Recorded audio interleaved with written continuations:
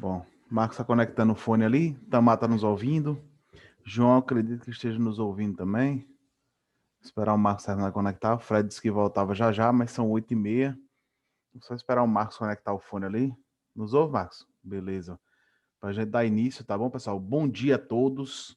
Né? Deixo aqui meus sinceros pedidos de desculpas a vocês pelo meu pouca atenção que eu dei aqui ao grupo, a atenção necessária, mas foram motivos pessoais, mas graças a Deus o Itamar está sempre junto, o Robertinho e todos vocês que auxiliaram, chegaram junto.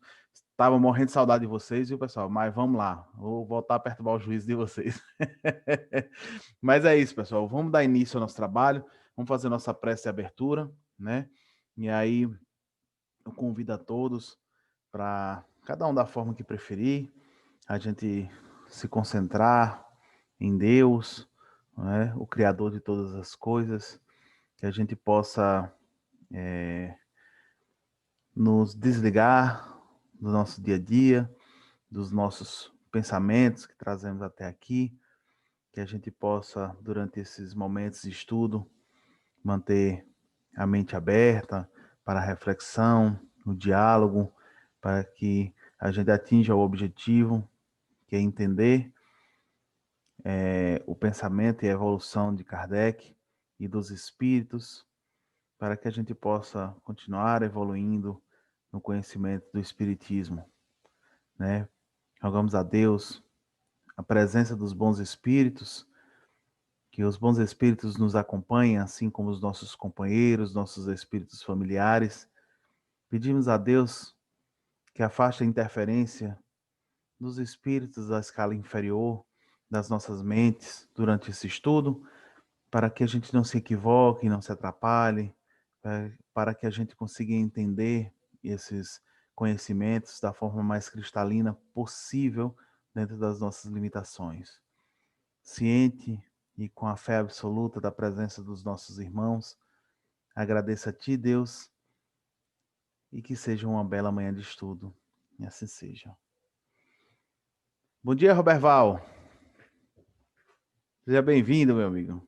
Bom demais ver todos vocês. Gente, hoje, para apresentar os temas, serei eu. Vou botar o músculo para ranger, né? Como disse, como disse Fred, para botar um óleo no músculo. Eu, Perdão, gente. É eu, Beto e... Quem é que vai apresentar o tema? Me deu um branco agora. E Fred, né? É isso, é o Beto e Fred, né? E se o Beto não conseguir, se a internet não voltar, o Itamar já está ali a postos já para substituir nosso amigo Beto, né? Então, vamos dar início. Primeiro, gente, pontuar, todos os textos têm mais de 5 páginas. Então, conforme o nosso acordo, textos a partir de 5 páginas são 15 minutos para exposição. Sendo assim, tanto eu quanto o Fred quanto o Beto ou o Itamar, teremos 15 minutos cada um para fazer suas exposições, e as colocações de cada um, a gente vai reduzir um pouquinho o tempo, que já é pouco, mas para respeitar o horário do nosso estudo até às 10 horas, certo? Então eu vou dar início à minha parte, tá bom, pessoal? O Itamar, eu vou ligar o cronômetro aqui, mas alguém aí, se tiver cronômetro também, viu?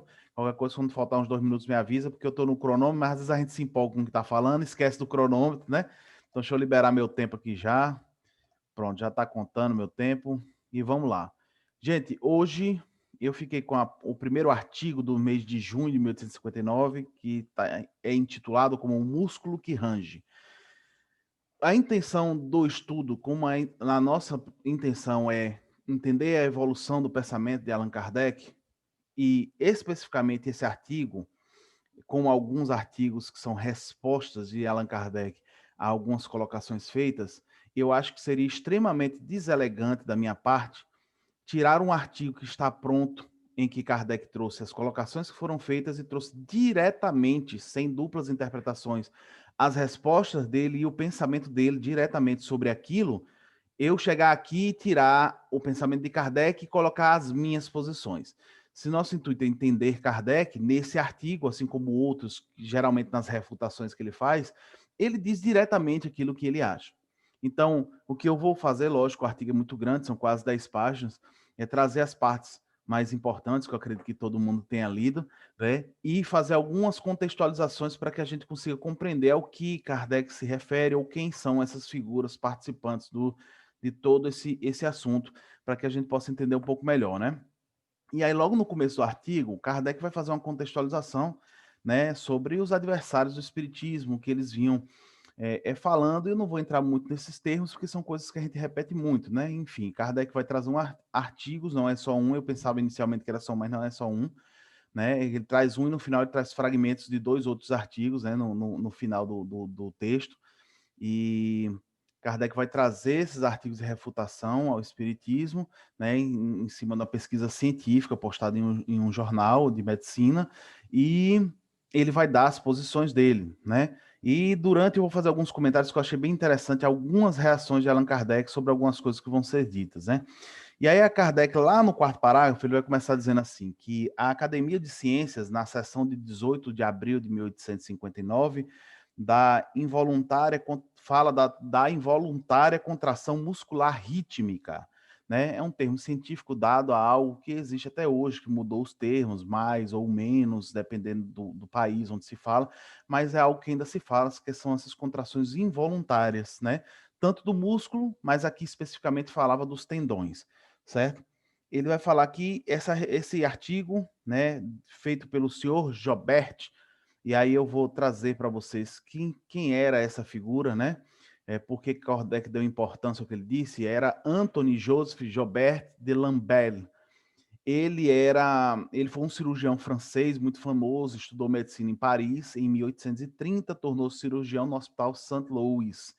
Então, ele era um pesquisador muito grande e escreveu um livro sobre, sobre nervos e tendões, assim como livros sobre a área do intestino e tudo. Então, ele era um cientista muito conhecido na época, cientista não, um médico muito conhecido da época dele, certo?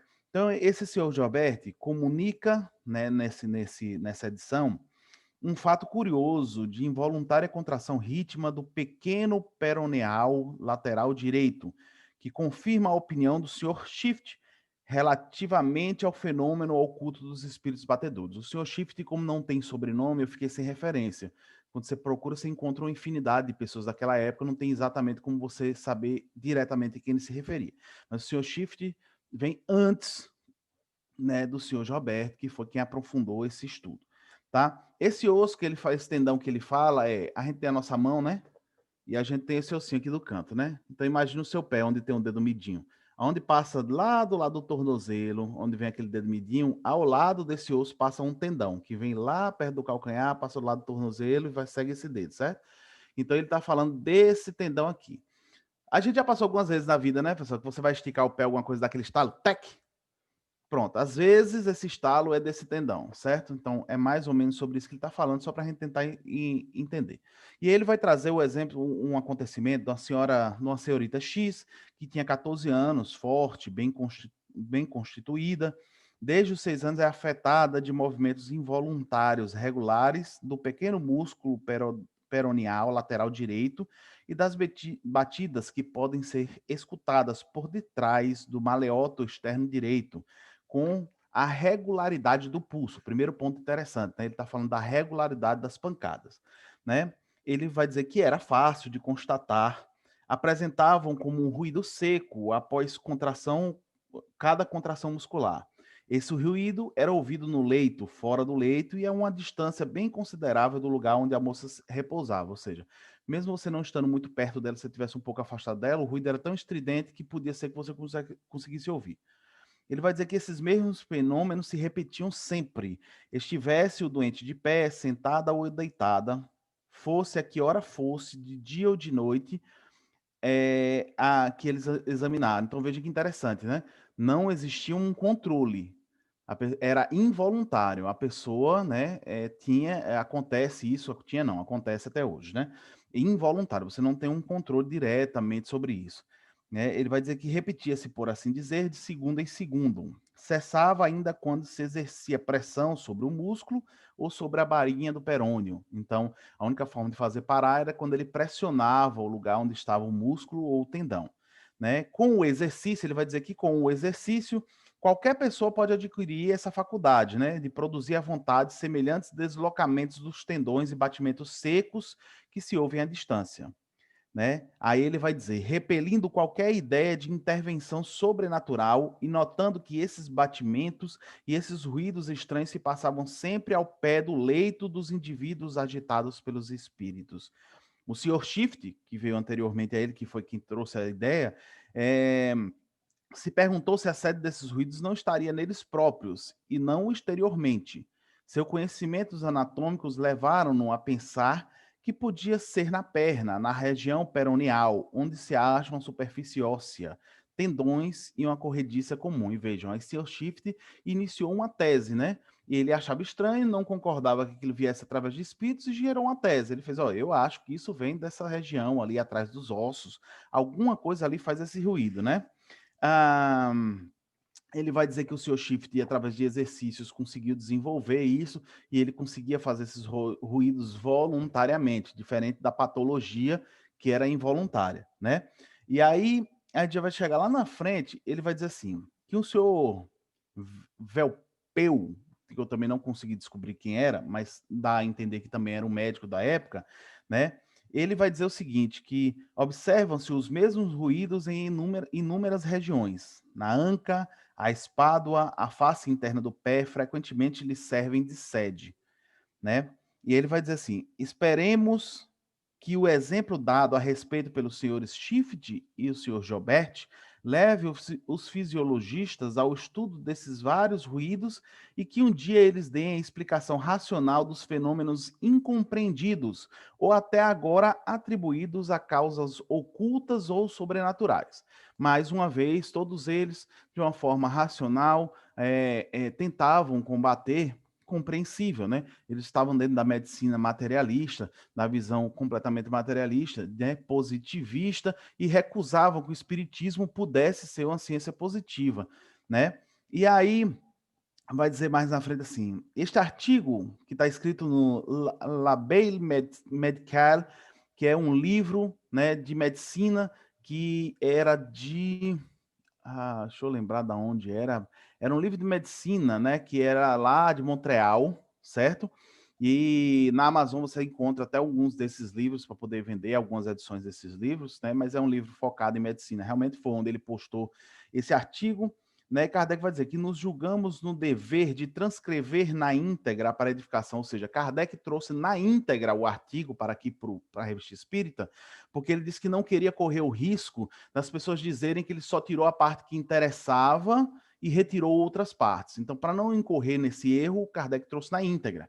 Mas também falou que foi encontrado esse mesmo artigo em alguns outros jornais e que ele variava um pouco de um jornal para outro, mas isso não era culpa dele nem do Espiritismo. Aí era de um jornal a outro.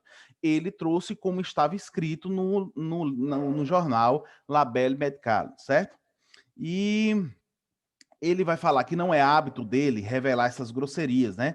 Nós passamos por cima, geralmente, que o nosso bom senso nos diz que nada se prova com tolices e com injúrias, por mais sábio que seja. Quem lê o artigo depois vai ver que eles são bem, vamos dizer assim, eles ficam tirando onda o tempo todo do espiritismo, né? A palavra é essa, né?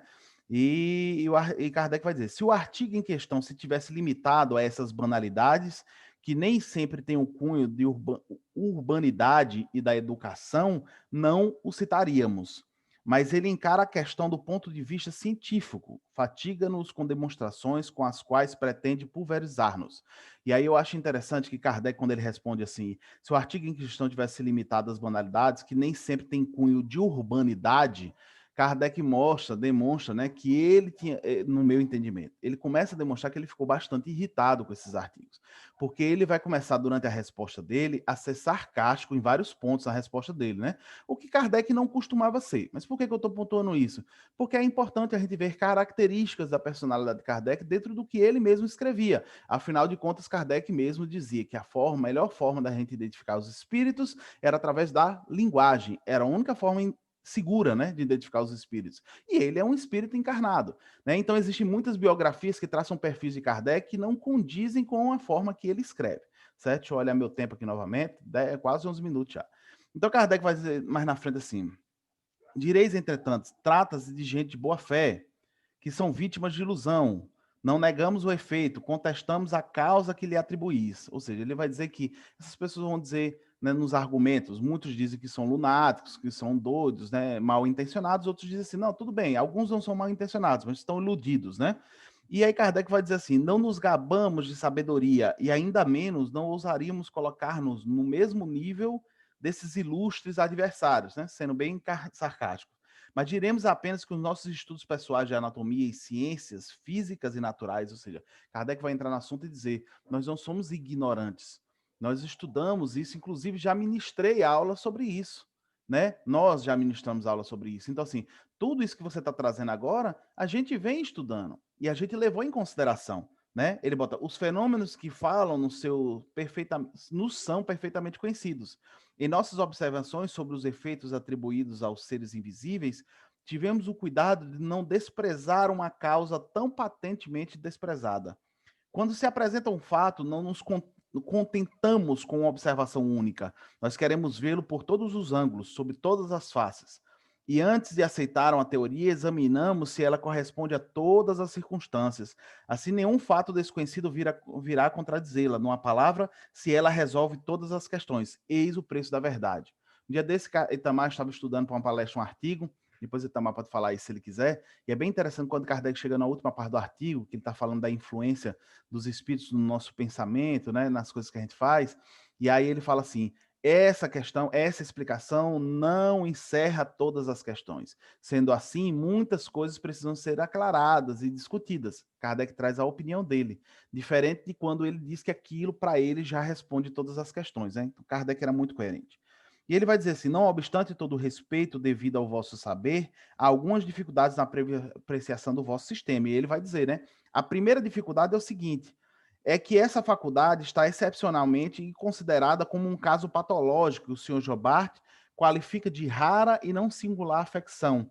De repente se tenha tornado tão comum, ou seja, uma coisa que acontecia uma vez ou outra, né, era uma patologia que acontecia raramente, do nada virou comum, porque se tinha médium em todo canto, em toda esquina, né, se apresentando no mundo todo, de uma hora para outra, se apenas essa patologia responde tudo, então todo mundo passou a ter essa patologia, né? O primeiro ponto que Kardec levanta, né? O segundo ponto que Kardec vai levantar é o seguinte, ele vai dizer assim, ora, aqui está um belo problema a resolver. Os tendões deslocados não batem apenas nas goteiras ósseas. Por um efeito realmente singular, batem também nas portas, nas paredes, nos tetos, à vontade, ou nos pontos designados, quando ele pedia, né? No diálogo, ele pediu para o espírito batedor, bata aqui, bata ali, e as batidas vinham, né? Ele vai dizer, a ciência está longe de suspeitar de todas as virtudes desse músculo que range, né? Ou seja, Kardec sendo sarcástico, mais uma vez. Ele tem o poder de levantar uma mesa sem a torcar, de fazê-la bater com os pés, de andar na sala, de manter-se no espaço sem ponto de apoio, de abri-la, de fechá-la e com força de partir na queda. Ou seja, ele começa a dizer, já que você está dizendo que tudo vem desse músculo que range, né? Então esse músculo faz tudo. Né? Então, na verdade, não tem nenhuma influência sobre os espíritos. Né? Toda inteligência, tudo que a 2 gente minutos, Anderson. Beleza, então, valeu.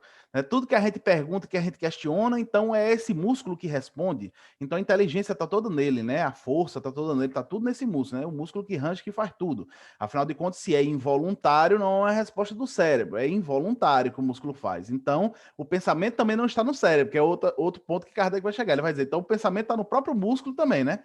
Esse músculo, esse tendão faz tudo que ele quer, né? Em todos os movimentos. E Kardec vai dizer, trata-se de mesas pesadas e maciças, ou seja, a gente não está falando de qualquer coisinha, né? De 50 a 60 quilos que obedecem a mocinhas e crianças, ou seja, quando tinha os fenômenos dos espíritos batedores, todo mundo que estava próximo ali, quando dialogava com esse espírito que respondia através das pancadas, ele respondia inteligentemente a qualquer pessoa que sugerisse. Como ele botou aqui, a mocinhas, a crianças, qualquer pessoa que sugerisse, esse espírito respondia de forma inteligente. As pancadas respondiam, né? E aí ele começa a falar, como é que você simplesmente pegou o músculo e disse que ele fazia tudo isso, né? Aí ele vai dizer, mas dirá o senhor Shift, né, que é quem iniciou os estudos, eu jamais vi tais prodígios. É o que só... aí ele vai dizer, né? Você não viu porque não era o que você queria ver, né? Terá o seu Shift dado às suas ideias a necessidade de independência, né, como um cientista, ou ele definiu uma tese e foi só em cima daquilo e nada valia? E Kardec vai dizer, o senhor Gilbert, segundo ele, segundo ele mesmo, né, o Sr. Shift, ao falar dos médiuns, perguntou se a sede de tais ruídos não estaria na preferência neles, e não fora deles. Aí Kardec faz um grifo, né? Vai botar: seu conhecimento de anatomia o levaram a pensar que podia ser na Antes perna. do tempo. Beleza, deixa eu só concluir isso aqui. Estando este modo de ver bem arraigado em seu espírito. Assim, conforme a confissão do Sr. Gilbert, o Sr. Shift tomou como ponto de partida não os fatos, mas a sua própria ideia, sua ideia preconcebida, bem arraigada. Daí as pesquisas num sentido exclusivo, que explica perfeitamente o fato que ele viu, mas não explica aqueles fatos que ele não viu. E por que não viu? Porque o seu pensamento havia tido um ponto de partida. Ele definiu que era aquilo, então ele só aceitava o que tivesse a ver com aquilo. Tudo aquilo que fugisse daquilo, ele fingia que era uma ilusão e que não existia. Tem mais algumas coisas a considerar, mas no próximo tempo eu farei considerações se necessário. Tá bom, pessoal? É isso, Tamar. Valeu, Tamar. Obrigado, viu? Vamos passar aqui agora para Fred, né? Fred é o próximo, vai falar sobre o próximo tema, né? Que é o segundo tema do mês. Fred, meu amigo. Intervenção da ciência no espiritismo.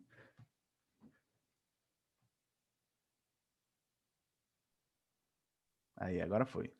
Vamos lá tentar descobrir o que Kardec quis dizer aqui. Eu vou ler alguns trechos também, porque o texto é bastante longo, né? Me deu a entender que ele está respondendo, provavelmente, a críticas que estavam sendo feitas à época, né?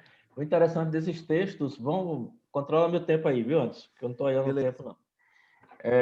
O interessante desses textos é que refletem muito a realidade da época, né? Do momento, né? Que estava se iniciando a doutrina espírita no mundo, enfim, tudo que é novo sempre causa preocupações e assustam setores da sociedade, né? E lá eu encontrei já no final, nos itens relacionados, talvez o motivo porque Kardec criou esse texto, né? Que é o diálogo que ele coloca lá no livro, que é o Espiritismo, né? No primeiro capítulo, né? Que é um diálogo com o cético, né? Oposição da ciência. Então, ele usou esse texto, esse artigo no livro, na obra que é o Espiritismo, para responder aos céticos a respeito de alguns pontos da doutrina espírita ou do espiritismo que estava surgindo, né? Ele fala da rivalidade entre as corporações científicas, né? Coisa que só acontecia naquela época, né? Hoje não acontece mais, não. Aí é um dos argumentos que ele coloca, né? São invocados pelos adversários do espiritismo e tal. Pergunta a ele por que eles não trataram dos fenômenos das mesas girantes. Se tivessem visto neles algo de sério, não se poria em guarda contra fatos tão extraordinários. Enfim. Aí ele pergunta no início, né? Não são cientistas à luz das nações? O seu dever não é espalhar a luz? Pois é, né? Esse seria o dever da ciência, né? Colocar a luz na sombra. Continua dizendo que é um grave erro pensar que todos os cientistas são contra nós. Mesmo naquela época, pelo que eu já tenho lido, já tenho pesquisado em outros momentos, você observa que alguns cientistas, alguns pensadores não criticavam e procuravam, até por curiosidade científica, entender o que era o espiritismo. Se vocês lembram, naquele último filme da biografia de Kardec, vocês observam que grande parte dos colegas dele, da academia, né, que ele fazia parte, foi literalmente convidado, né, a sair depois, né, convidado entre aspas. Você vê que havia muitas críticas, né, de colegas, inclusive com deboches, né, o que não é uma novidade, porque as academias científicas do século XIX, do século XVIII, XIX, em várias partes do mundo, todas elas eram constituídas de muitos cientistas, de muitas cabeças pensantes e debochantes, né? A academia inglesa é uma das mais conhecidas nesse aspecto. Debochava de tudo aquilo que não era de conhecimento deles ou de que eles pudessem entender. É conhecida a circunspecção da ciência oficial em relação a ideias novas, né? Ou seja, havia sempre uma rejeição inicial. Infelizmente, a experiência prova o contrário. Não repeliu ela como quimeras uma porção de descobertas que mais tarde ilustraram a memória de seus autores. Aí ele vai dar vários exemplos na sequência que mostra o quanto a ciência, muitas vezes, por conta da ignorância ou do desconhecimento ou do preconceito, refutava muitas vezes descobertas novas feitas por cientistas, muitas vezes também nem pouco conhecidos, até dentro da academia, e inicialmente havia essa refutação, né? Com deboche ou sem deboche e tal, etc. e tal. Ele vai citar aqui na frente, vou dar uma pulada e adiantar, que basicamente o texto é uma resposta à comunidade científica, né? Tanto aqueles que, de certa forma, apoiaram ou procuraram compreender Kardec no início, procuraram entender o Espiritismo, como aquela grande parte que estava colocando em dúvida um monte de coisa ao mesmo tempo, criticando veementemente que aquilo ali era charlatanismo, etc. e tal. E ele coloca exemplos interessantes, aqueles como eram considerados loucos, né, o que acreditavam que a Terra gira, e o que não impediu que o planeta girasse por conta do pensamento de alguns, ou da maioria na época, né? Diz que não é efeito sem causa, e os mais vulgares efeitos podem ser já descoberta dos maiores problemas. Aí ele começa a citar alguns famosos cientistas dizendo o seguinte: se Newton não tivesse prestado atenção à queda da maçã, apesar que essa história da queda da maçã tem controvérsias, né? Dizem que não foi bem assim, mas vamos dizer, tradicionalmente, historicamente, a gente já ouviu e aprendeu assim, né? Se Newton não tivesse prestado atenção à queda da maçã, se Galvani tivesse repelido a sua empregada, tratando-a de louca e de visionária, quando ela lhe falou das rãs que dançavam no prato, não sei se vocês estão lembrados, né? Que a empregada colocou, e juntamente com o Galvani, eles botaram as rãs num prato e começaram a testar princípios, né, bem rústicos ainda de eletricidade, e as rãs pulavam no prato, porque estavam tomando choque, né? E ele não levou muito a sério aquilo, não entendeu muito bem aquilo ali. A empregada, por incrível que pareça, é que chamou a atenção dele sobre isso aí, para que ele tivesse mais atenção para o que estava acontecendo ali, né? E aí que ele foi começando a perceber e foi formatando a lei de gravitação, né? E as propriedades da eletricidade que estava se iniciando ali da pilha, né? Que veio depois ser melhor explorada por outros cientistas. O fenômeno designado aí já entra no campo do espiritismo, né, sob o nome burlesco de dança das mesas, que era o nome pejorativo que muitos desses cientistas davam às mesas girantes, né, o fenômeno das mesas girantes, não é mais ridículo que o das danças da Hans. E talvez encerre algum dos segredos da natureza que revolucionará a humanidade quando possuirmos a sua chave. Olha Kardec fazendo profecia aí. Além disso, eles disseram: desde que tanta gente se ocupa de tais fatos, desde que os homens sisudos o estudaram, é que algo deve existir. Chama atenção aí que existiam pessoas sérias, né, que buscavam estudar esse fenômeno para poder compreender e entender. E se esses homens sisudos, né, esses homens que eram considerados sérios dentro da sociedade, estavam estudando algo daquele tipo, como as mesas girantes, é porque algo por trás deveria existir e motivos deveriam ter para que o estudo fosse uma realidade, né? Aí ele fala aqui de um ilustrado doutor em medicina que eu não consegui saber quem é ainda, né? E reproduz o que esse médico diz, né? Dizem que os seres invisíveis se comunicam. Vejam que na época isso ainda era muito incipiente, né? Esse estudo, essa ciência ainda estava se aprofundando, né? Ainda estava despertando. Por que não? Antes da invenção do microscópio, suspeitávamos da existência desses milhares de animálculos que causavam tanta devastação em nossa economia, falando aí dos vírus, né, das bactérias, etc e tal, que adoeciam os trabalhadores. e com isso fazer com que a economia estagnasse ou parasse durante um determinado tempo, né? Onde a impossibilidade material da existência no espaço, de seres que escapam nossos sentidos, falando da astronomia, né? Ele faz uma série de perguntas dizendo que existem muitas coisas que são ainda de desconhecimento, mesmo naquela época, principalmente naquela época, de desconhecimento da ciência. Então, por ser desconhecido, não deveriam estar sofrendo tantos ataques preconceituosos, com tanto ceticismo, apenas porque se ignoravam essas informações ainda ou este conhecimento, né? Que Novo Horizonte isto abre o pensamento, aí ele comemora isso, né? Que vasto campo de observação, a descoberta do mundo invisível seria muito diversa da descoberta dos infinitamente pequenos. Seria mais que uma descoberta, seria toda uma revolução nas ideias. Que luz daí pode surgir?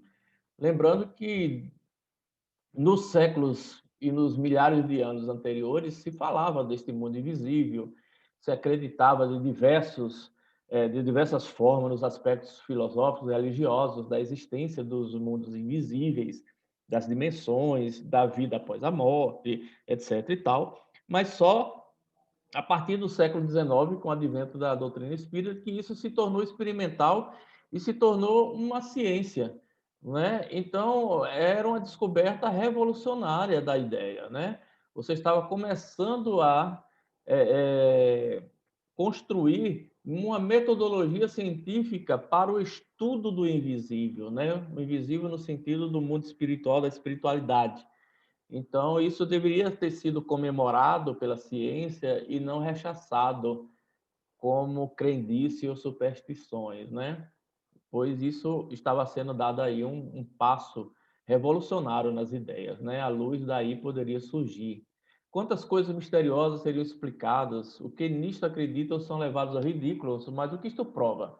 Não aconteceu o mesmo com todas as grandes descobertas? Cristóvão Colombo não foi repelido, coberto de desgostos e considerado insensato? Essas ideias, disseram, são tão estranhas que a razão as recusa. Teríamos rido na cara de quem, há somente meio século, tivesse dito que em apenas alguns minutos nos corresponderíamos de um a outro extremo do mundo. Telégrafo, né? Surgindo no século XIX com força. Que em poucas horas atravessaríamos a França, que com o vapor de um pouco de água fervente o navio navegaria contra o vento, que da água seriam tirados os meios de iluminar e de aquecer. Então, foram descobertas científicas que, tempos anteriores ao século XIX, as pessoas seriam consideradas visionários loucos, e que isso não passaria de mitos e de crendices, né? Ele segue com outros exemplos aqui, que fazem parte da nossa história científica. Ele diz que a religião, esse doutor ainda, né? A religião só vagamente nos diz o que se tornam as almas, é aquilo que eu falei, né? Que até antes do século XIX havia muitas teorias, mas pouca praticidade no estudo do que aconteceria com as pessoas após a morte, né? Mas o Espiritismo o define, recomenda que vale a pena aprofundar a semente e coisas terminando o texto. Aí Kardec vai faz as reflexões finais, né, a respeito disso aí, dizendo que é uma reflexão de um cientista, mas de um cientista despretensioso, né, ou seja, que tem interesse, que percebe a importância desse estudo, e sua convicção formou-se pela observação, pelo recolhimento. Se essas ideias fossem quimera, seria se fosse quimera, seria possível que tanta gente de escola as tivesse adotado, como aconteceu, né, com várias pessoas que adentraram depois ao espiritismo no estudo científico, né, William Crookes e outros mais aí, né, Arthur Conan Doyle, etc. Aí ele vai, continua aqui. Pergunta aos adversários por que motivos os espíritos que devem ter a preocupação de fazer prosélitos não se prestam melhor ao trabalho de convencer certas pessoas cuja opinião teria grande influência. Acrescentam que os acusamos de falta de fé e a isto respondem com a razão, que não podem ter fé por antecipação. Aí ele fala uma coisa aqui bem interessante que se destaca no texto, né? É um erro pensar que seja necessária a fé, ou seja, a fé pela fé. Mas a boa-fé é outra coisa, né? O que nós depois construímos, transportamos para a fé raciocinada, né? Há céticos que negam até a evidência, aos quais nem milagres convenceriam. Até hoje, né? Tem pessoas que, se você materializar pela mediunidade um espírito ao seu lado, ele vai dizer que aquilo é um truque, né? E quem não quer realmente se convencer das leis da natureza, não vai ser nem milagres vão convencer. Nem o próprio Jesus convenceria muitas pessoas que ainda estão encarnadas nesse mundo, também desencarnados. Alguns, né? Há mesmos que ficariam muito aborrecidos se fossem obrigados a crer, pois o seu amor próprio sofreria ao confessar que se enganaram. Aí entra o ego, né? O orgulho de cada um, né? Quem responder a criaturas que por toda parte não enxergam senão ilusão e charlatanismo? Nada. Ou seja, não adianta discutir com quem não quer acreditar. Ela está dizendo, literalmente dizer, não percam tempo, né? É preciso deixá-las tranquilas e dizer, enquanto quiserem, que nada viram e até que nada podemos fazer ver. É igual aquele indivíduo que não acredita na vida após a morte. Não adianta você discutir com essa pessoa. É dizer simplesmente que ela vai desencarnar e ela mesma vai tomar conhecimento se a vida existe ou não após a Fred, morte. Quanto tempo, tempo? Fred. Acabou. Terminou? Então é Terminou. isso aí. O restante é basicamente isso aí. É ele respondendo a questões de agressividade, de ataque de cientistas de um modo geral. Lá na frente, se der tempo, eu complemento. Beleza. Beto, meu amigo, bom dia. Que bom que a internet lhe deixou em paz hoje. A internet não, né? A energia. Seu áudio desligado, meu amigo. Tá baixo. Tá bem baixo. É porque eu acho que não tá selecionado o microfone do seu headphone. Agora melhorou, não? Melhorou. Ficou Aproxima bom? só. Aproxima um pouquinho de você o microfone. E Fala aí. agora? Pronto, dá pra ouvir, né, pessoal? Tá bem melhor. Tá beleza. Marca meu tempo a Pronto. partir de agora, viu? É, eu sei, vou começar agora, não se preocupe não. Pronto. Tem Vai lá, quantos 15, minutos? 15 minutos, vai lá. Bom, primeiro pedir desculpa a você da semana passada, e aqui foi geral, a energia foi geral. Agora, por incrível que pareça, foi uma rede só. E adivinha onde começou a rede? Na minha casa. Acordei de manhã, fui falar com a vizinha, digo, tá sem energia aí? A vizinha veio dando risada. Aqui não. Me deu um pouquinho de inveja, viu, gente? Eu não sou perfeito. Me deu vontade de. Bom, gente, é o seguinte. Eu separei aqui algumas coisinhas, viu? Conversas familiares. Eu não sei falar muito bem alemão, nem francês, nem nada, tá certo? Diz aqui que é o senhor Ramboltz. Deve ser isso o nome. A primeira pergunta, ele diz que se espantou dele ser invocado. Eu também fiquei espantado, porque ele foi evocado depois de 7 dias, uma semana, que ele havia desencarnado. Isso é muito raro, né? Muito raro.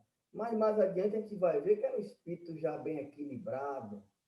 Um da gente vai levar séculos para a gente poder se comunicar assim, né? Uma semana depois, e depois mais uma semana ele se comunicou. Então, essa foi a primeira coisa que eu vi aqui, importante. Depois, São Luís faz uma nota dizendo que, fazendo a comparação de quem morre por desgaste do corpo físico e por aqueles que vão abruptamente, por acidente, por uma morte de repente, né? Eu fiquei meio pensativo, porque ele faz a comparação dizendo que o desgaste do corpo faz com que o desligamento seja mais tranquilo, mas não é bem assim, não. Né? Ainda bem que no finalzinho ele falou que isso é uma coisa que pode influenciar, mas o que influencia mesmo é a elevação moral que o espírito tinha. Eu fiquei mais contente, viu? Do que ele falou aí. Depois, eu separei aqui algumas perguntas. tivesse consciência do vosso estado logo depois de vossa morte, eu esperava há muito tempo. Olha que espírito evoluído, né? Ele já esperava tranquilo, a gente está com medo de morrer. Ele não, pela vivência dele, a gente vê nas literaturas espíritas que quando a gente dorme, é um ensaio para a morte, não é? Então, eu acho interessante isso. Ele diz, aí pergunta assim: lamentais a vida terrestre? Não, de modo algum. Sinto-me feliz, não tenho mais a prisão. Meu espírito está livre. Felicidade mesmo. E que doce momento aquele que me trouxe a nova graça de Deus. Então, gente, eu olhei aqui que são raras os espíritos, né? Que desencarnam nessa condição, viu? De tranquilidade, de ser libertado pela prisão. Eu acho que a maioria de nós vai ser o contrário, vai querer a prisão de qualquer jeito, vai ficar ligado à terra de qualquer jeito, às pessoas, tudo mais. Eu achei muito interessante isso aqui. E depois pergunta assim: vossas crenças mudaram? Sim, muito, mas ainda não revi tudo. Esperai ainda para me falar mais profundamente. Então você vê que apesar de estar passando por um momento de perturbação ainda, uma semana, mesmo assim ele já tem noção de que já reviu algumas crenças deles, né? É uma coisa interessante aí. Talvez a gente leve mais tempo, a maioria na Terra leve mais tempo para rever algumas coisas, né? A gente se vê na sessão mediúnica dos espíritos cabeçudos mesmo, que traz a coisa, e tem mais, não é uma semana não, desencarnou há muito tempo, e ainda traz aquilo tudo enraizado, sem rever, não é isso? O mais sensato é a gente rever quando encarnado, né? A gente não pode deixar desencarnar para a gente melhorar, pelo amor de Deus, né? Lembrai-vos da existência que precedeu aquela que vides, de deixar, sim, ela ocorreu longe de vós, em outro mundo, bem diferente de vós, um mundo mais adiantado. Que interessante, né? Ele lembra de outras reencarnações, o que não é natural para nós. Pouco de nós vai ter essa coisa quando desencarnar, rever outras existências. A gente está tão ligado nessa que realmente a gente vai ficar ligado às pessoas, ao momento que aqui está. Qual é, da vossa opinião, o futuro do espiritismo entre as corporações de sábios? Grandes, mas seu caminho será penoso. Que pensar de um dia ele será aceito pelas corporações de sábios? Certamente. Isso vai ser uma coisa natural. Todos vão, até evoluindo, não vai ter esse negócio mais, vai ter as religiões, vai ter as crenças, porque não vai mudar, não existe isso, né? Mas uma lei universal vai ser a mesma para todos. Cada um na sua, fazendo as coisas. A gente não vai esperar uma coisa universal, não, que não vai acontecer, não, que a gente não está no mundo superior, mundo de espíritos felizes. Depois aqui, ele pergunta algumas coisas sobre ciência, que eu não vou falar, porque o espírito parece que ele está mais evoluído do lado da bondade, do lado da caridade. E quando faz algumas perguntas ligadas à ciência, ele é até humilde, dizendo que está aprendendo, que vai ver, e ele pode até ter conhecimento. Mas ali uma semana, para ele lembrar de tudo, é pouco tempo. Então, aqui eu não posso dizer se ele não tem esse conhecimento ou ele está se adaptando, se ele ainda está se revendo lá no mundo dos espíritos. Aí fala da natureza e tudo, então esse lado aí eu não vou tocar muito não, viu, gente? Se vocês estudaram, que bom. Parabéns para vocês, né? Depois vem esse do espírito, né? Estar mais feliz do que quando vivo, sim, porque estou livre do meu corpo grosseiro e vejo que não podia ver. É um espírito também um pouco evoluído, né? Mediano, vamos dizer assim. O outro, porque que se libertar mesmo, estava feliz no mundo espiritual. Ele aqui apenas porque estava numa prisão. Então ele se pôde sair desse corpo, das coisas materiais. Então é diferente o contentamento dele. Tanto é que o rapaz faz a pergunta, Agora, você não viveu uma vida penosa, ele fez você entender o que eu falei. Eu apenas estou falando do corpo grosseiro que me prendia. Hoje eu estou mais livre para pensar, né?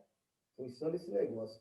Qual é a vossa opinião atual sobre o Fausto? Eu fui ler esse negócio do Fausto aí. Eu vou ler aqui, rapidinho. Fausto é um poema de proporção épicas que relata a tragédia do Dr. Fausto, homem de ciência, que, desiludido com o conhecimento de seu tempo, faz um pacto com o demônio e ainda botou o nome do demônio, viu? Coisa interessante. Mephistopheles. Eu nunca sabia disso. Tem um nome aí, ó. Que o enche de energia satânica e insufla paixão pela técnica e pelo progresso. Então, o nome do progresso da ciência, ele faz um bocado de besteira. E lá adiante vai ver que ele diz que mexia com o vazio da pessoa, e isso levou muita gente ao suicídio. E quem está perguntando aqui, pergunta a ele exatamente isso. Você sofreu por isso, por levar muita gente ao suicídio? Aí eu relembrei lá no Livro dos Espíritos, que tem essa parte. Eu ia estudar, me desculpe, viu, gente? Porque eu estudo no sábado e de manhã eu acordo cedo para pegar alguma referência. Como faltou energia, eu não pude ver a referência, mas tem o Livro dos Espíritos. Quando pergunta, tem o mesmo peso aquele que leva alguém ao suicídio? E ele diz que sim, tem sua expiação a fazer. E ele diz que foi exatamente isso, foi que mais prejudicou ele se restabelecer no mundo espiritual. Eu achei isso aí interessante. É bom a gente pensar o que é que faz com as pessoas, né? O que é que fala, o que é que a gente pode humilhar muitas vezes as pessoas. Eu vejo isso muitas vezes dentro da casa espírita, né? No afã, né? Muitas pessoas se encaixam aqui no que ele está falando. Com afã de avançar o progresso espírita, a gente às vezes fica com um pensamento estreito e muitas vezes não sente que está humilhando aquela pessoa, que aquela pessoa já está se afastando, que aquela pessoa está guardando mágoa, né? Aí depois que se afasta, a gente não sabe o porquê. Tem que ter muito cuidado com isso. Essa obra fez muito mal às transpassões, isso aqui eu já falei. Poderemos dar a opinião sobre. Deixa eu ver aqui. Calma, calma, calma.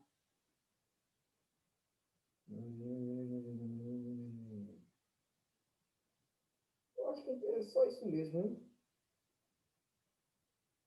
Depois ele fala aqui, pergunta sobre o senhor, não sei pronunciar, Gaudium, não sei o que é, Charlie Gaudium. E foi exatamente um autor que pegou essa lenda popular alemã e transformou em peça teatral durante 60 anos ao longo. Interessante que ele é francês e ele não gostava de francês, né? Olha que interessante. Foi justamente esse francês que fez daquela lenda alemã ópera, transformou em música. E ele diz interessante que inspirou ele, porque ele aceitou as ideias que ele estava passando. Olha que coisa interessante. Eu vejo uma batalha para esse espírito, não gostar dos franceses e depois ver que realmente levou a obra dele, né? Então, a gente tem que também ficar ligado no que a gente faz, no que a gente fala, nas nossas ideias, que tem espírito também nos inspirando, viu? Nos insuflando muita coisa. E estar no espiritismo não é brincadeira, não, viu? E foi praticamente isso. E o último foi de um escravo, né? Pai César. E o que eu vi basicamente aí é que ele gostaria de vir agora no corpo de branco, porque sofreu tanto no corpo do negro, né? Que ele traz isso aí. A conversa toda nesse negócio de preto e branco. Então, é um espírito não muito evoluído. Tanto é que São Luís disse que ia complementar algumas coisas que ele falasse, não é? E uma coisa aqui, vou jogar pimenta aí para a gente, tá certo? Na nota de São Luís, ele diz assim, considerais a brancura como uma superioridade? Perguntou o espírito. Sim, uma vez que eu era desprezado como negro. Aí perguntou a São Luís. A raça negra é verdadeira uma raça inferior? São Luís diz o seguinte, raça negra desaparecerá da terra. Ela foi feita para uma latitude diferente da vossa. Rapaz, eu fiquei assim meio... Como é isso, velho? Como é isso? Não estou entendendo. Vou jogar para vocês aí me explicarem aí essa nota de São Luís aí, que eu não entendi nada, né? Outra latitude, então é raça inferior. Como é isso? Eu jogo para vocês aí, meus amigos, que eu não pude decifrar essa parte, não. Botei um bocado de interrogação aqui, tá certo?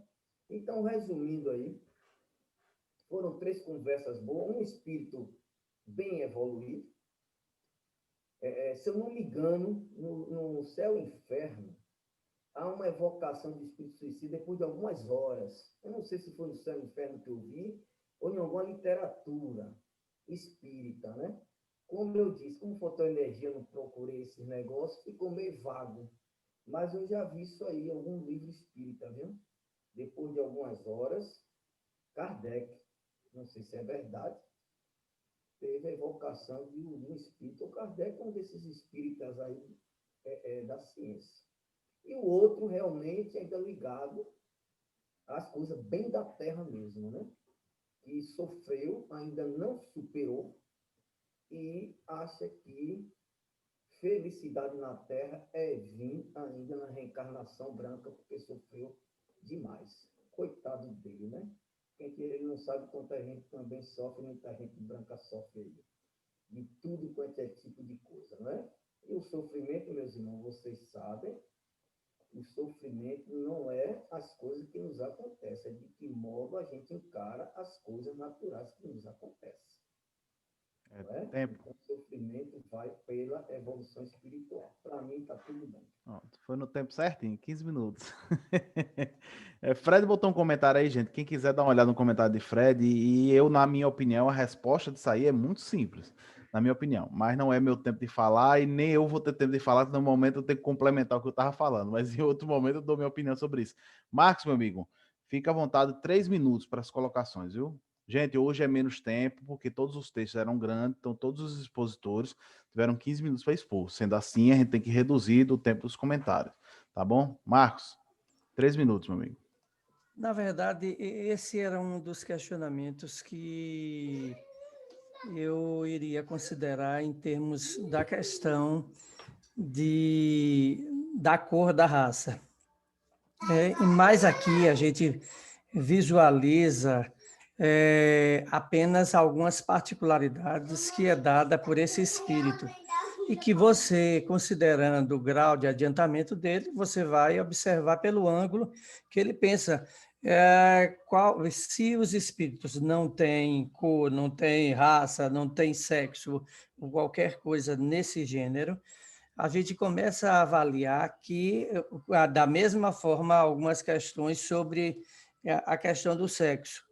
E isso impõe a cada um, de acordo com o grau de adiantamento, uma visão mais ou menos deformada ou não daquilo que já caminhou. Eu parabenizo você com relação ao seu tema, que foi muito interessante, porque aquela questão do perônio, e aí eu também fui dar uma olhada para verificar como é que isso se dava, e Kardec, se a senhora mais adiante também, reafirmando que, se fosse assim, essas pancadas, esses estalos ou esses rangidos que estão fora do ambiente, ou seja, do corpo, e que é numa parede, é numa porta, eles não proporcionariam algo que é muito pertinente, que é a ideia da inteligência, de poemas, de fazer com que os indivíduos possam, de alguma forma, reafirmar a imortalidade da alma a partir do viés em que existe uma inteligência por detrás de tudo isso. Às vezes, eu estava ali observando a questão quando o Fred diz assim, bom, a academia não é tão assim, ela é assim. Existe uma disputa muito forte. Eu tive na universidade, ensinando na universidade, e a gente vê uma disputa muito forte em torno de determinadas questões, das pessoas querer ser dono da verdade e se manter, acima de tudo, dentro de um grau que poderia negar a sua própria inteligência ali naquele rol, ou naquilo que eles consideram como importante. Mas em todos os textos que são ricos, achei muito interessante. Vixe, tá bom, Oi, então já. eu fico por aqui. Roberval, pode ser você agora? Oi, tudo bem? Pronto, tudo bem. Zerei aqui. 3 minutos. Ok. Não, os comentários já foram feitos aí, eu tenho pouca coisa a acrescentar. Na parte científica foi que me chamou mais atenção, e a gente ainda observa alguns aspectos, as pessoas tentando negar e buscar formas de explicar por um outro meio que não a questão espiritual. Mas eu confesso que, se eu for falar aqui agora, eu vou estar repetindo o que vocês acabaram de dizer, né? Eu fiquei também atento a essa questão que Beto colocou, chamei a atenção também, me chamou a atenção, mas praticamente já foi falado por todos vocês. Pouca coisa a acrescentar, felizmente hoje eu não tenho muito o que acrescentar, senão vai se tornar repetitivo e ficar chato. Ok? Beleza. Valeu, Roberval. Você lembrar alguma coisa mais lá na frente, eu lhe dou um tempo maior lá na frente, Não, tranquilo, certo? ok. Tamar, meu amigo, você entra na pimenta aí. Eu gostaria de me deter mais a esse artigo de Beto, né? O tempo é curto, só para dar uma reforçada, né? Alexandre von Humboldt, veja quem era o cara: cientista, etnólogo, antropólogo, físico, geógrafo, geólogo, mineralogista, botânico, vulcanólogo e humanista. Um cara realmente fantástico, viveu 20 ou 90 anos aqui na Terra, veio de um outro planeta. E olha no final o que Kardec diz: essa comunicação se distingue por um caráter geral de bondade, de benevolência e por uma grande modéstia, sendo incontestável a superioridade desse espírito. Então, realmente, um espírito que veio em missão aqui para a Terra. No segundo artigo, Beto colocou, eu vou reforçar, né, de Wolfgang Goethe, que ele sendo escritor, a influência que trouxe nesse romance Werther, né, o Werther, como queiram chamar, que realmente influenciou naquela época muitos jovens a se suicidarem. E o último artigo, que aí eu vou trazer uma pimenta muito grande, Negro Pai César, uma visão extremamente racista de São Luís, quando ele diz a raça negra é realmente inferior. E aí nós vamos voltar para onde lá? Para a Revista Espírita de 1863, Perfectibilidade da Raça Negra, quando Kardec disse, olha aí, era uma visão eurocêntrica, é verdade, naquele período, uma visão de que os aborígenes eram inferiores, que os negros eram inferiores. Olha o que diz Kardec lá, Revista Espírita, 1862, abril. Assim como a organização física, os negros serão sempre os mesmos. Como espíritos, trata-se, sem dúvida, de uma raça inferior, isto é, primitiva. São verdadeiras crianças às quais muito pouco se pode ensinar, mas por meio de cuidados inteligentes é sempre possível modificar certos hábitos, certas tendências, o que já constitui um progresso que levarão para outra existência e que lhes permitirá mais tarde tomar um evotório em melhores condições. E aí, inclusive, a Justiça Brasileira entrou com ação pedindo que a Federação Espírita Brasileira fizesse um termo de ajustamento de conduta. Todas as edições do livro dos espíritos vem com esse termo, mostrando justamente que o espiritismo não é racista, embora naquele momento Kardec estivesse sob a influência, aí que a gente percebe a contextualização. Kardec estava sob uma influência de uma visão eurocêntrica, achava que a Europa era o centro do mundo, que a raça europeia era melhor. Apresentamos segunda-feira Rian apresentou um trabalho muito bom, o artigo do mês passado, do mês de abril, quando fala sobre problema moral, os canibais, e que Kardec mostra que os europeus eram superiores, então visão eurocêntrica. Kardec não foi racista, esteve naquele momento sob a influência de uma visão racista. Por isso que a revista Carta Capital de 2019 traz um artigo fortíssimo, não sei se vocês lembram, o espiritismo precisa se afirmar antirracista, porque a visão daquela época de Franklin, me parece que Franklin Félix, né, citando até Dorin Contra. Ô, Itamar, passou do tempo já, me perdoe, pessoal, passou 30 Beleza, então já. Vamos dar no Zap, vamos discutir isso aí, que é interessante para a gente alargar o nosso conhecimento. Desculpa aos outros, tá, pessoal? Passou 30 segundos. É que eu tava prestando atenção aqui, olhando o pessoal, e aí fui ver, já tinha passado 30 segundos. É isso. Gente, vou voltar aqui. Ah, falta João. João, meu amigo, 3 minutos. Cadê? Deixa eu ver se eu... Tá me ouvindo? Tá, tô sim, tô ouvindo sim.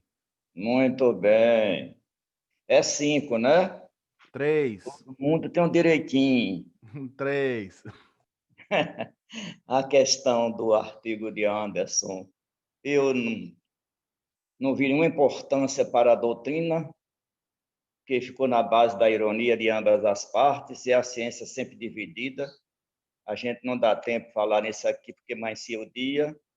A questão do espírito Humboldt, o alemão, que esteve no Brasil, na Amazônia, com Spix e Márcios, pesquisando algumas coisas da natureza, é interessantíssima, porém, no próprio critério kardeciano, não se pode tomar nada como verdade, porque faltou consenso universal.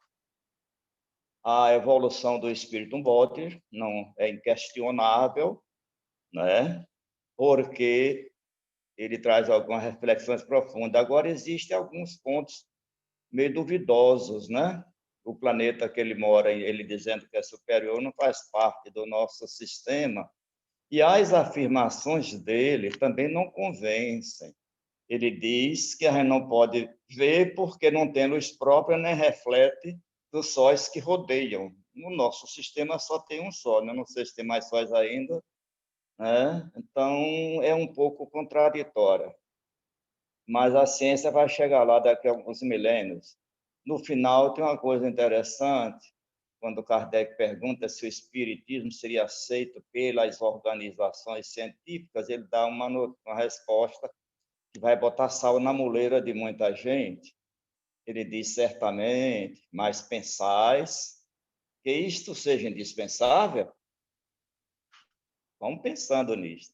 Ocupai-vos antes de firmar os seus primeiros preceitos no coração dos infelizes que enchem o vosso mundo.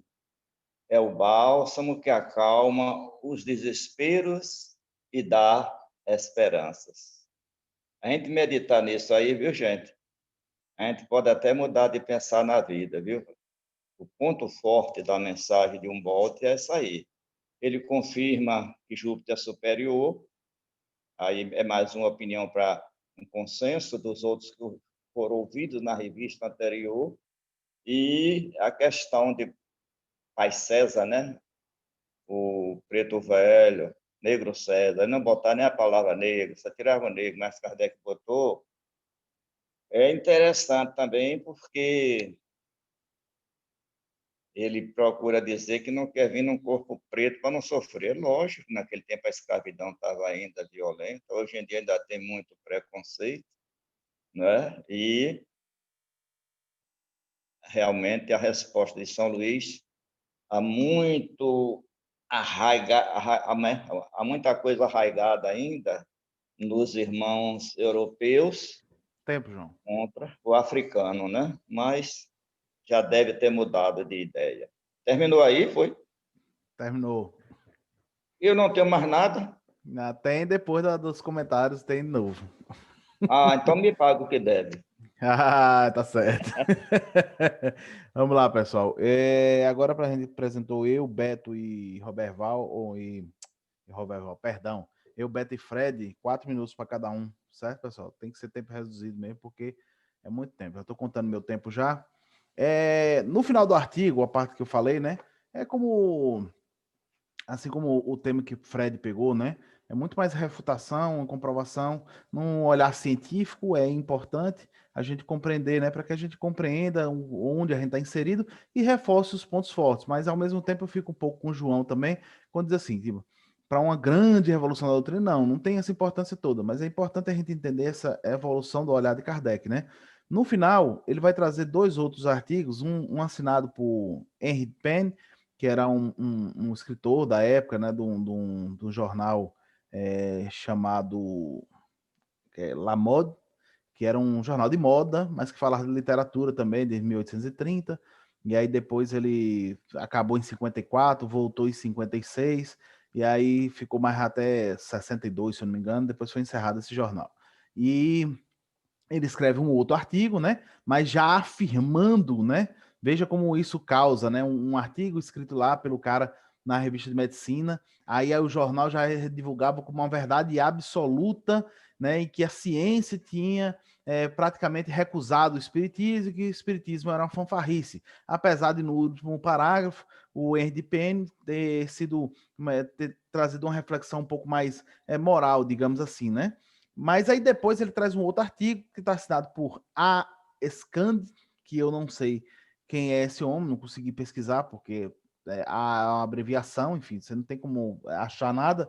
Mas é bem interessante porque esse rapaz ele vai chegar no final e vai dizer assim: pelo respeito devido ao senhor Jobart, né, o qual escreveu esse artigo, né, apraz no pensar que se ele se tenha emprestado uma experiência que absolutamente não lhe pertence. Porque no artigo ele vem dizer que, apesar de Jobart ter botado isso e o jornal ter divulgado isso como uma revolução, né? Esse artigo é muito antigo. Esses pensamentos são muito antigos. Inclusive, Kardec fala, né? Quando nós estudamos, Kardec cita outros nomes. Ele fala: olha, não sei quem já tinha falado disso, fulano de tal já tinha falado disso, né? E você agora está desenterrando isso e tal, como se fosse uma descoberta nova, né? E aí o rapaz vai contar, vai dizer assim: algum jornal acata de novidades, provavelmente procura novidades, terá encontrado em algum recanto esquecido uma pasta antiga com a comunicação do senhor Heine, né? Que é o que se tem conhecimento mais antigo de ter falado sobre essa questão do involuntário desse músculo, né? E bota assim: e o jornal terá ressuscitado, publicando-a sob seu patrocínio, a fim de variar um pouco, né? Aí ele bota mutatum nomine Detefabo narrator, que é uma frase famosa em latim, muito antiga, né, atribuída ao filósofo Horácio, né, lá na antiga Grécia, né, em que dizia o seguinte, né, do que você foge, né, porque isso está atribuído a você, mas não lhe pertence. Era nesse sentido que a frase significa. Então, quando eles queriam ironizar alguém, porque esse filósofo ele era muito irônico nos seus livros de poesia, ele trouxe essa frase que ficou muito conhecida e era muito utilizada na Europa, né? Enfim, então só para a gente pontuar, né, que ainda assim Kardec no último dá de certa forma um ponto, tipo assim, vocês ainda estão dizendo que o espiritismo acabou em cima de algo que nem a vocês pertence, que nem, enfim, né? Tudo errado. Deixa eu ver quanto tempo eu já falei. Já 3 minutos e 40. Só dou 20 segundos, aí eu dou uma pontuada. Eu fico com o que Fred escreveu no comentário aí. E é onde está o problema? O problema é que a gente continua olhando para os espíritos como se eles fossem perfeitos. Eles não podem se equivocar, eles não falam nada de errado. Ah, que absurdo, São Luís falou isso. O que que tem? Ele falou isso. Ele é um espírito em evolução. É espírito superior, mas não é puro. Se ele tivesse se desapegado de todos os problemas, ele já seria puro. Ele se apresenta como São Luís. E quem era São Luís nessa encarnação a qual ele se apresenta? Como o Fred botou ali, um rei branco, francês, que vivia na ilusão da monarquia, preconceituosa, em cima do preconceito francês. Se ele se apresenta como essa personalidade, ele precisa apresentar os traços da personalidade também. E o segundo, a gente continua lendo as obras de 1850 e poucos como os médios intocados. Os médiuns aos quais davam as comunicações, São Luís não se materializava e falava. Os médiuns não falavam nada. Nós somos o vidro que penetra o pensamento, que filtra o pensamento dos espíritos, é a gente que expõe. as pessoas estavam inseridas em qual cultura? Uma cultura em que o preto não tinha espaço nenhum. O preto era um animal, ele não servia para nada. Então, até aquele que tinha um pensamento mais progressista ainda estava arraigado do que hoje a gente já vê, graças à evolução do pensamento, como o racismo. Mas mesmo quem tinha um pensamento progressista ainda tinha um pensamento racista para como a gente vê hoje, graças a Deus, né? Graças à nossa evolução do pensamento. Então, como é que vocês queriam que esses médiuns dissessem outras coisas se era isso que estava na mente deles? Eles veem um pensamento, mas as palavras vêm através deles, né? Então, assim, é normal que esses preconceitos viessem, né? Mas a gente precisa fazer toda essa contextualização, porque os médios não são intocados. E eu sei que o Beto concorda com isso, né? Ele jogou a pimenta para tipo assim, eu quero ver o que todo mundo vai falar, né? Vamos lá, que eu passei aqui mais 1 minuto do meu tempo. Fred, né? Fred, fica à vontade, meu amigo. Olha, João, ele passou 1 minuto do tempo dele, viu, João? Vamos passar também. Fala, o Beto vai passar. É isso aí, eu vou começar pelo final, né, que você está falando aí, né? Existem textos que foram escritos pelo Santo Agostinho que são racistas, porque refletem a contextualidade da época, do pensamento deles da época. Ele estava encastelado no mosteiro. Ele seguia o pensamento da igreja da época e o pensamento da sociedade da época, né? E existem também, para você deve lembrar também, alguns textos de Hipólito Leon Denis Rival, Allan Kardec, que foram considerados também racistas, né? Não que Kardec seja racista, não que ele tenha sido racista, mas os textos também foram considerados porque refletem a contextualização da época. Então a gente precisa ver isso aí. E é bom a gente lembrar também, né? Isso é sempre bom a gente estar lembrando, o que está lá no livro dos médiuns, que os espíritos nas comunicações sofrem influência do pensamento do médium. Tem os filtros. Então, os médiuns da época do século XIX, muitos tinham um pensamento, como antes disse, escravagista. Era da sociedade da época. Como alguns médiuns hoje também influenciam nas comunicações dos espíritos, por mais evoluídos que eles sejam, com os pensamentos deles, né? E aí eu não vou citar médiuns que vocês sabem muito bem quais são, e muitos deles são bem conhecidos, né? Com relação ao texto, eu queria, assim, antes de falar do texto, Marcos, eu vou pedir o VAR. Eu vou pedir o VAR porque eu não abracei, eu não coloquei os cientistas com razão, não, né? Pelo contrário, a academia científica é um dos ambientes mais preconceituosos que existem na história do conhecimento humano. E não é de agora, não é do século XIX, não, é de antes. E até hoje. Essa semana eu estava conversando com uma colega minha que fez o curso comigo na universidade, e a gente chegou à conclusão que as universidades ainda não saíram dos muros, continuam nos muros, como eram no nosso tempo de estudante. Isso lá nos anos 90, a universidade era acusada de ficar dentro dos muros e continua dentro dos muros, porque a academia é assim, né? E o meio científico também é. Mas aí eu queria trazer, para concluir o pensamento, no item complementar lá do texto, né, que eu abordei, no Livro dos Espíritos, na introdução ao estudo da doutrina espírita, no item 7, Kardec vai falar bastante sobre isso aí, de uma forma até bem mais atuante, né? Mas ele fala algumas coisas interessantes lá. Não somos do que se insurgem contra os cientistas, pois não queremos dar aso a que de nós digam que o escoerceamos. Eita, que essas palavras que Kardec usava, hoje em dia tem gente que vai ter dificuldade de entender. A gente tem que traduzir, tá do dicionário às vezes, né? Aí ele bota lá na frente uma coisa que eu também acho algumas coisas interessantes. Na ausência dos fatos, a dúvida é a opinião do homem sensato. Com relação, outra frase interessante dele, às coisas notórias, a opinião dos cientistas é, com toda razão, fidedigna, porquanto eles sabem mais e melhor do que o vulgo, no conhecimento, mas talvez não na essência, né? Então, nesse aspecto, os cientistas podem ter ou não razão sobre isso ou sobre aquilo, né? Tem outra coisa que eu achei interessante aqui nesse texto complementar, deixa eu ver se eu acho ele aqui. A ciência propriamente dita é, pois, como ciência, incompetente para se pronunciar na questão do espiritismo. Não tem que se ocupar com isso, e qualquer que seja o seu julgamento, favorável ou não, nenhum peso poderá ter. O espiritismo é o resultado de uma convicção pessoal que os cientistas, como indivíduos, podem adquirir. A abstração feita da qualidade de cientistas. Então, ele vai lá na frente, quer dizer, ele dá umas porradas aqui, bem educadamente, né? Aí ele diz assim, não, vedes, portanto, que o espiritismo não é da alçada da ciência. Então, eu vou fechar com essa frase de Kardec, né, que mostra que o espiritismo é uma ciência, mas ela não é para ser colocada como uma ciência formal no ensino científico da comunidade científica. Pronto, tempo. Eu Ponto dei um final. minuto a mais também, viu? Não deu não, Beto, mas tudo bem. tem 5 minutos agora, eram 4, deixei 5. Beto, 5 minutos também, vou dar um minuto a mais para ser justo também. O que eu ia acrescentar, o João já falou, eu achei a mais interessante quando ele fala da aceitação do espiritismo. Ele diz, faça a sua parte, não se preocupe com isso, vá consolar, pratique a caridade de todas as suas formas. É o que a gente tem que fazer. Às vezes a gente fica preocupado porque nossas casas estão vazias.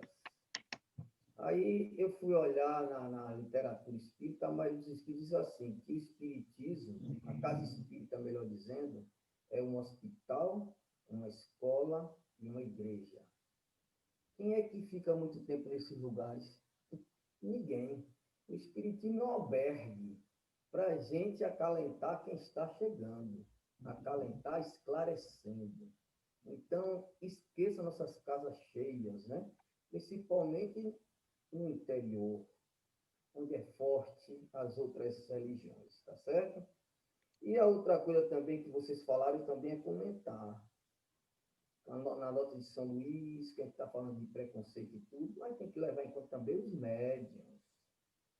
Os espíritos não botam palavras no arquivo do médium, se utiliza do arquivo que ele tem.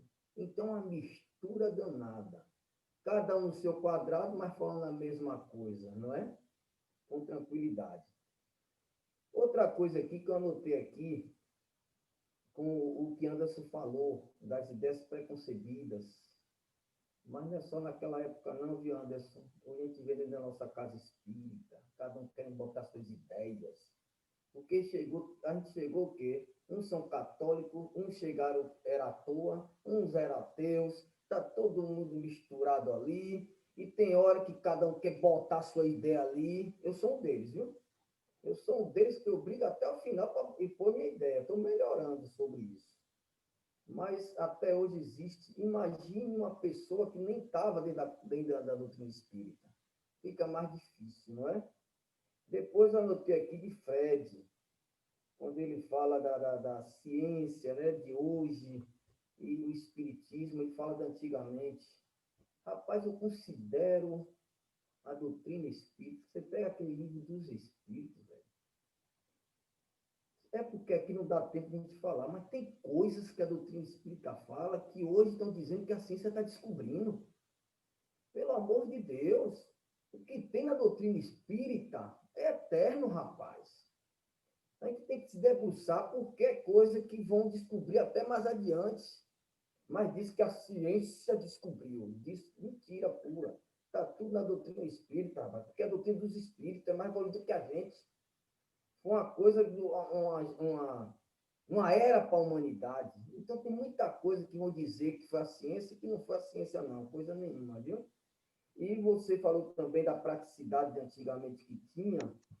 Hoje, os cientistas desprezam isso, que eu acho uma coisa tão ruim. Hoje é tudo na base da ciência, tem que provar, não está deixando mais essa mente aberta, não é, para a inspiração dos espíritos. É uma coisa assim interessante. E para terminar, velho, quando fala desse negócio de preconcebida, de ciência, rapaz, aqui da casa espírita acontece isso. Outro dia, só para encerrar, outro dia, um médium ou uma médium, eu não vou dizer, senão vocês vão fazer ligação quem me conhece. 20 anos trabalhando na doutrina espírita. Teve um dia que esse médium, essa médium, me perguntou se realmente o que ele faz é verdade. Na dúvida ainda. Eu respondi a ele, depois que você sair desse obsessor, eu te falo. Porque é impossível isso. E você vê que tem da casa espírita acontece isso, imagine quem está fora. Quantos médicos têm dúvida do que faz? Até a gente mesmo, que professa doutrina espírita, tem hora que a gente para assim, rapaz, será que é verdade mesmo esse negócio? Outro dia eu me peguei pensando em Deus e digo, rapaz, esse negócio de Deus aí está complicado. Um sem criado como esse negócio, rapaz, se a gente não tomar cuidado, a gente fala um bocado de besteira. Aí fica discutindo da casa espírita, como o João falou, o adeptos, como é o espiritismo a mudar o mundo, e a gente se esquece das coisas simples, que é a mudança íntima, trabalhar, tá certo? É só isso mesmo aí. Rapaz, você tá com um cronômetro aí, Beto? Agora foi 4 minutos e 52 você parou. Né? Nos 15 minutos, você foi nos 15 minutos certinho. Beto tá um negócio sério, viu? Tá dando um show. Eu achava Beto, ele não cumpriu o horário e eu cumpri. Aí agora tá o inverso. Eu que não cumpro e o Beto tá direitinho. Eu vou aprender de novo, Beto. Marcos, meu amigo, fica à vontade. 2 minutos, tá certo? Só para dizer tchau, é?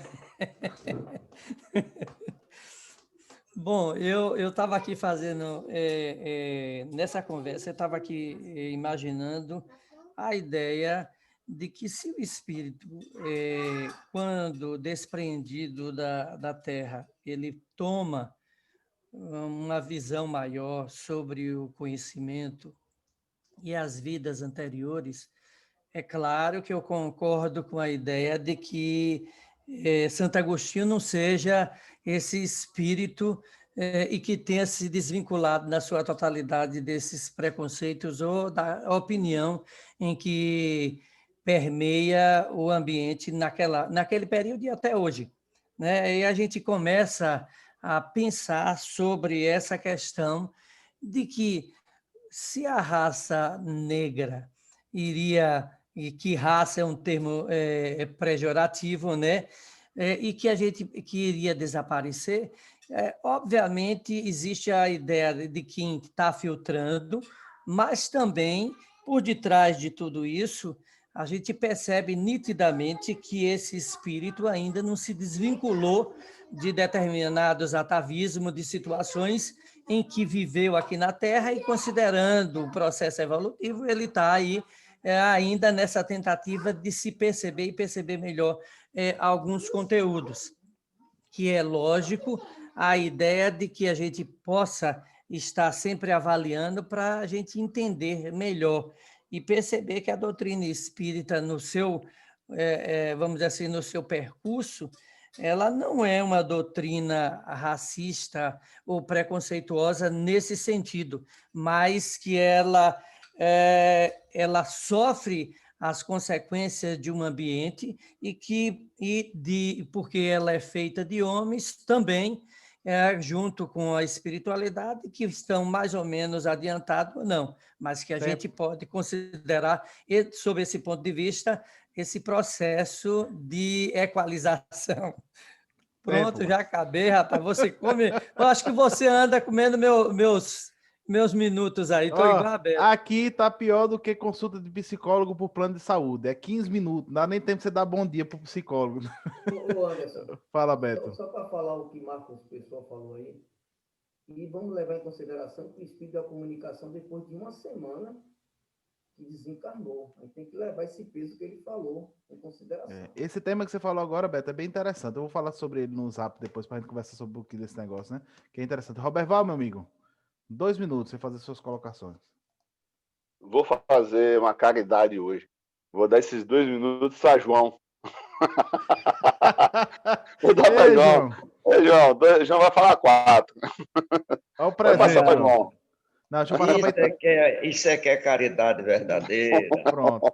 Como o João já tá falando, eu vou liberar João logo, depois você, viu, Itamar? Vou dar o tempo de João logo. Itamar tá doido para falar. Vai, João. Deixa Itamar na geladeira. Fred colocou muito bem a briga das academias de ciência, que não é novidade, Kardec já se posiciona que a ciência é incompetente para legislar no terreno da doutrina, mas na Gênese ele manda outro recado diferente, que quando a ciência descobrisse qualquer coisa, que a gente ficasse com a ciência. A questão é o que é que a gente pode confiar numa ciência que cada dia que passa para inventar uma nova vacina para o corona, né? Para vender e ganhar dinheiro. A gente fica em cima do muro de todas, mas deixa para lá. Vamos andando por aqui, aí a questão, volta à questão de Humboldt. Esse moço realmente tem um bom conhecimento, e Kardec pergunta a questão do sol. Qual vossa opinião sobre o sol que nos ilumina? Aí ele diz que nada ainda aprendeu no terreno da ciência. Aí ele disse que continua a pensar que o Sol não passa de um centro elétrico, mas Kardec não aceita a resposta, a opinião do espírito, e aí volta a carga. A opinião é reflexo da que tinhais como homem, ou é vossa como espírito? Ele diz, opinião, quando eu tinha, né? Ele o que ele agora está sentindo lá, do outro lado, ou seja, ele tinha a opinião encarnada e do lado de lá manteve esta opinião. Aí Kardec volta. Desde que tinha um mundo superior, que vinha do mundo superior, como não adquiriste conhecimento preciso sobre estas coisas antes da última existência e das quais não vos lembrais? Olha como Kardec era malandro. Ou seja, Kardec também crê demais, o cara está com 7 dias desencarnado, não tinha como lembrar tanta coisa, né? Ele responde, por certo que eu os tenho, mas isso que me perguntais, nenhuma relação tem com tudo quanto me foi possível aprender nas existências anteriores, a que acabo de deixar. Tão diferente dela. Mas aí Kardec continua batendo em cima do sol. Muitos espíritos, abre a porta, muitos espíritos têm dito que o sol não habita, né? Por quê? Ele diz, é um centro elétrico, não um mundo, é um instrumento e não uma habitação. Então, não tem habitantes? Olha, a resposta é interessante, se for verdade, né? Habitantes permanentes? Não. Visita? Sim. Pronto, Fred, já está aí com uma nave para você visitar o sol. Muito obrigado, Roberto, pela caridade. Fique Itamar com o resto. João deixou 1 minuto para Itamar. Então ficou 3 minutos para você, Itamar. Itamar estava doido para falar. Eu reparti o pão. Eu acho que 1 minuto é pouco, viu? Não, mas eu reparti certo. Sobre essa questão que Beto levantou. 3 minutos, Itamar. Sobre essa questão que Beto levantou do tempo, é relativo, porque no Céu e Inferno, Kardec evoca ex-suicídia que se suicidou pouco tempo, entendeu? Então, lá no Céu e Inferno está recheado de vários ex-suicidas que foi evocado e que conversou, inclusive, até atrelado ao corpo físico, mas ainda Kardec. Sobre essa questão, não sejamos românticos, gente. Não é só São Luís, não. Kardec, vamos ler esse artigo, abril de 1862, Frenologia Espírita. Vamos ver também. Julho de 1860, Frenologia, 1861, Massa, Cabeça de Garibaldi, vários momentos, Kardec trazendo uma postura da época que ele absorveu, mas é uma postura preconceituosa, é lógico.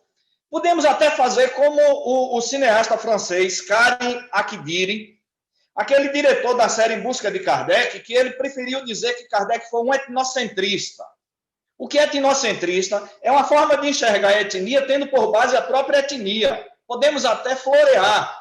Eu até concordo, mas dizer que realmente não é uma visão preconceituosa, esse artigo Perfectibilidade da Raça Negra, ele inclusive fala sobre os neozelandeses.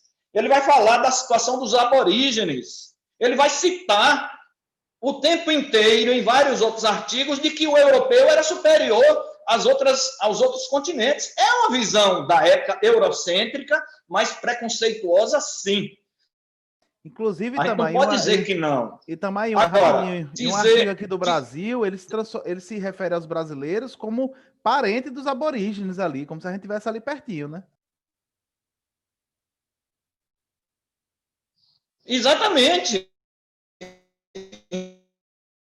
Então, é uma visão. A gente quer ele não foi, eu acho que ele se baseou justamente naquele processo, né, da visão sionista, de que o espírito atrasado está encarnado em selvagens, e que os negros estavam lá em tribos africanas selvagens, mas é uma visão, uma visão etnocêntrica poderia. Mas vamos ler esse artigo, a gente vai observar que realmente ele não foi feliz naquele momento ali, como posteriormente a gente pode discutir sobre a visão da época, se a mulher tinha alma ou não, e que Kardec traz um artigo sobre isso. Ele avançou em muitos pontos, mas nesse momento, esse artigo não é interessante para o movimento espírita e a gente não pode fechar os olhos para isso. A gente tem que explicar e contextualizar. Por isso é que a gente está estudando. Rapaz, o bicho foi ligeiro demais, viu? Gastou 2 minutos e 50. Como ele citou aqui a nota explicativa, gente, talvez todo mundo aqui, eu acredito que a maioria deve ter visto, mas caso não tenha, né, só para contextualizar, né, tá aqui na página da FEB, a nota explicativa publicada de acordo com o termo de compromisso com o Ministério Público Federal, Procuradoria da República do Estado da Bahia, datado de 28 de setembro de 2007, tem por objetivo demonstrar a ausência de qualquer discriminação ou preconceito em alguns trechos da obra de Allan Kardec, caracterizadas todas pela sustentação dos princípios da fraternidade, da solidariedade cristã, contidas na doutrina espírita. A nota explicativa, gente, é muito bacana. 4 editoras foram, através do acordo com o Ministério Público, né, impostas. Uma delas é a FEB, a outra é a ID, se eu não me engano, e tem mais 2 editoras que, se você comprar qualquer livro de 2007 para cá, da codificação, é uma lista, são 20 obras das 23 de Kardec.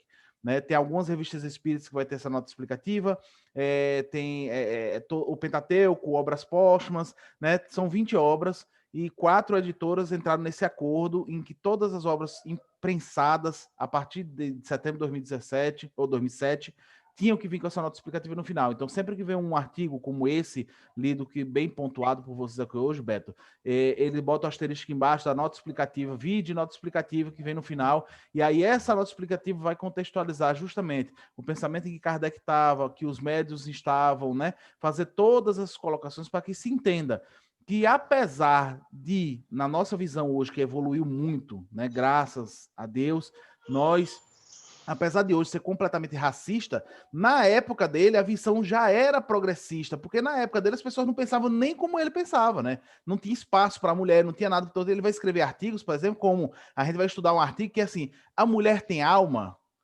E parece extremamente preconceituoso, mas veja, Kardec trouxe ao assunto porque naquela época existia uma crença muito grande que mulheres não tinham alma, né? Que só quem tinha alma era o homem. Inclusive, dentro do meio científico, existia muita gente positivista que acreditava não a alma e espírito, como a gente vê, mas a alma, o inconsciente, né? E consciente da pessoa, acreditava que mulher não tinha isso. Então, por isso, ela era inferior ao homem, por isso que o homem era mais inteligente. Enfim, vejam, né? O contexto histórico. A gente está falando aí de 1850. Anderson, para hoje. Fala, Itamar. Olha, só para complementar, porque os meninos não estão afeitos disso, você e Rian, a gente tem feito várias discussões nessa área, porque tem surgido esse assunto em outros grupos de estudos nossos. Grupo de estudo do Livro dos Espíritos, da outra revista espírita, e a gente tem tratado, Rian e Anderson, muito sobre isso, né? Justamente para a gente tirar dúvida dos outros grupos. Teve uma menina de Tocantins, para vocês terem ideia, advogada do Ministério Público, que é a doutora Silvia, que ela disse: olha, se realmente não tiver uma explicação para isso, eu vou deixar de ser espírita, porque o espiritismo é racista. Aí foi que a gente explicou, mostrou para ela, né, essa visão, uma visão diferente. E o compromisso que a FEB, veja, com a questão jurídica. Isso. A FEB teve que realmente fazer esse termo de ajustamento de conduta. É algo muito mais sério do que o que a gente pensa.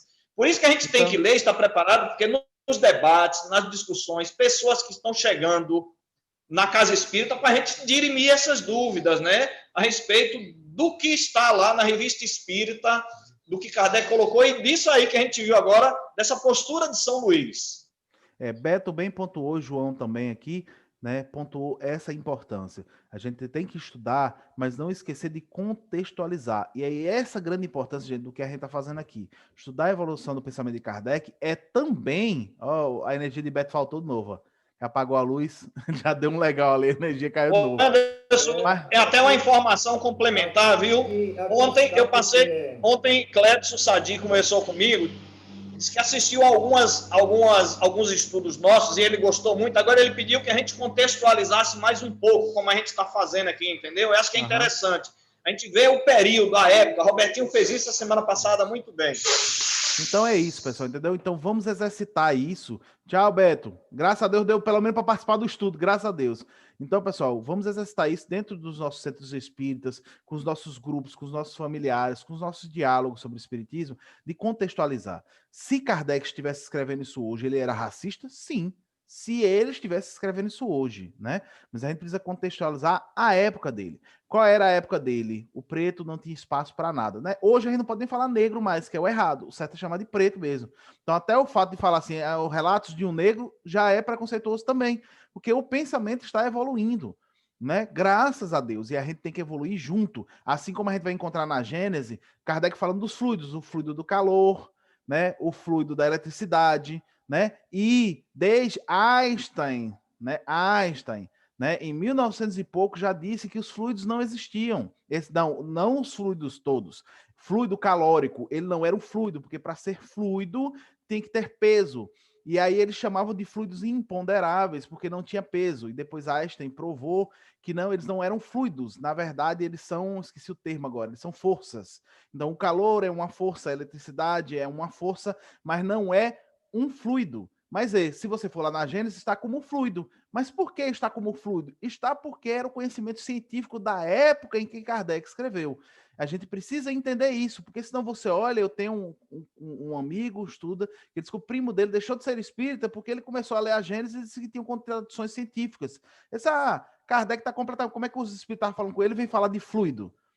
Né? Os espíritos falam, não aparecia na frente dele falar diretamente. Eles falam em cima do conhecimento que nós temos na nossa época. E esse era o conhecimento que ele tinha. Então ele não tinha como falar com outro termo que não fosse falar fluido, né? Então então a gente precisa desse contexto. Gente, é muito bom estar com vocês. Alguém quer falar alguma coisa só para encerrar? Ou a gente faz a prece de encerramento já? Não? Quem quer falar mais nada? Ficou todo mundo quietinho. Então, vamos fazer uma prece de encerramento, né, gente? Então, agradecendo a Deus mais uma vez pela oportunidade, obrigado a todos os bons espíritos que estão presentes, que participaram do estudo, que iluminaram as nossas mentes também. Obrigado aos espíritos irmãos em evolução que estiveram ao nosso lado, que estudaram conosco, que participaram também, que a gente possa continuar refletindo sobre esses diálogos, sobre esses conhecimentos e que passemos a partir de agora para a prática, né? E tentar colocar esses conhecimentos, essas reflexões na nossa vida, no nosso dia a dia, porque a fé sem obra é uma fé morta. Assim seja. Gente, Deus abençoe vocês, viu? Bom trabalho para Itamar aí que está no trabalho. Roberval, vou tomar café agora. Roberval estava no estudo tomando café, eu só vendo a mão dele passando com açúcar. Eu falei, agora vou tomar café agora.